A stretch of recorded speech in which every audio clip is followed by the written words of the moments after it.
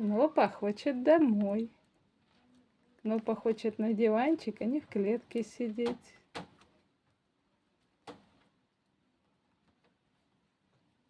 Кому ласковую кнопочку?